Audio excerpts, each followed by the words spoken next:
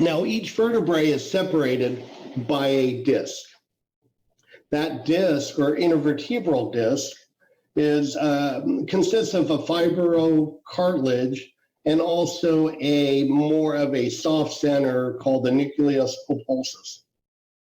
So the outside of it will be more fibrous. It keeps the gel on the inside from escaping outward. It's more of a shock absorber. So when we're younger, the shock absorber of the fibrous part of it will be more flexible. But as we age and gravity takes over, compression of activities that we do, we start seeing a narrowing or a compression of that disc and a hardening of that disc over time, to where we tend to have a herniated nucleus pulposus. What that entails is that the nucleus actually pushes out the fibrous portion and compresses a nerve. These yellow structures laterally on this vertebrae are the nerve. You see the spinal cord in the center. A pinch nerve is where the disc itself gets compressed to where it herniates outward, pressing against a nerve. So here on the lateral projection, we can see the vertebrae above and below. These tend to be rounded in the spinous process. Note that is the difference between a lumbar and a thoracic and a cervical. You could differentiate between the three. This one happens to be rounded, so it is more likely a lumbar vertebrae. So what occurs in the herniation is that the nucleus pushes outward and it actually compresses on a nerve. Hence why we tend to do procedures such as a myelogram. This is something we'll be talking about a little bit further. We actually inject contrast into the spinal canal, not into the cord, but into the canal, and it allows us to take axial cuts in CT to see if there is a compression of the nerve. Oftentimes, the patient will present with numbness or tingling down one leg, let's say, if they have a compressed sciatic nerve. And in those situations, we often think that we'll often be taking a lumbar exam or radiographs. In addition to further down the road, the patient will probably have a CT to look at the nerve specifically. But a herniated disc is where the nucleus of it pushes out and then impinges against a nerve between the vertebrae. You can see the nerves coming out, spinal nerves coming out between the vertebrae. The disc gets ruptured and it pushes up against the nerve. Questions? So, here's an MRI. You can see the sacrum down here, 5, 4, 3, 2 on the lumbar. Here's the disc space, and note how the weighting in the MRI allowed for the differences between the herniated disc and the fluid within the spinal canal.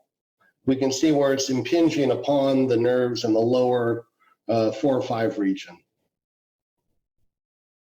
Note how the ones above, between 3, 4, the disc itself is not impinging against, but there are degenerative changes occurring. We can actually see where the disc, this would be where the body of the vertebrae lies. This would be anterior up top, posterior below. We can see where the disc is now impinging upon the nerves within the canal on that image. So once again, 2 main parts. The anterior would be the body, posterior would be the vertebral arch. And the articulation of the vertebral foramina form the vertebral canal. We're talking about structures of an axial cut of the vertebrae. When we look at it, which we will see in the next image, there are two pedicles, two laminas. The above support 4 articular processes. You may remember that from your anatomy, the zygoapophyseal joints, superior and inferior articulating processes.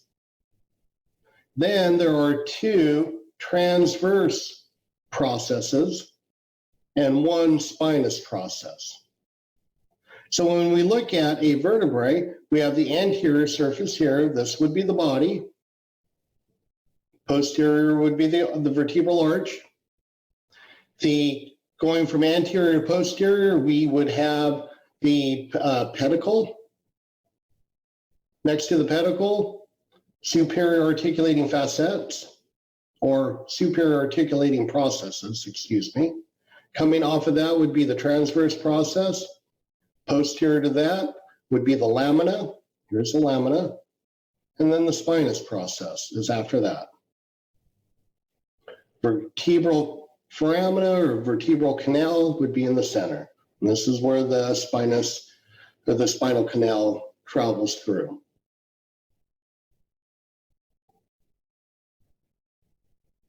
Transverse processes project laterally on both the left and right side.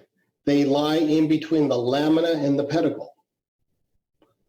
So going from anterior to posterior, we have the body.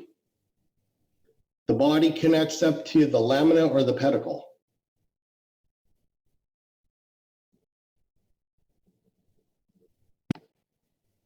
Lamina?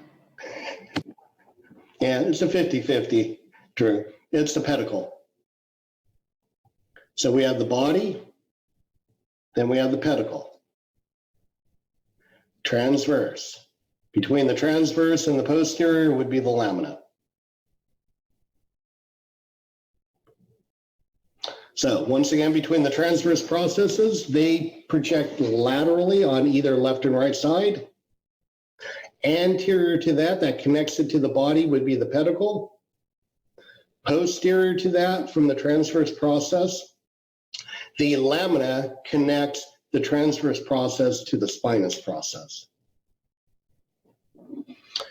Spinous processes project posteriorly and inferiorly from the junction of both laminas. So the spinous process projects posteriorly and usually a little bit inferiorly. Spinous processes project posteriorly, inferiorly from the junction of both laminas, and if they do not complete or fuse together, spina bifida occurs, and that's a congenital defect which the laminas fail to fuse to create the canal that includes the lamina and the spinous process.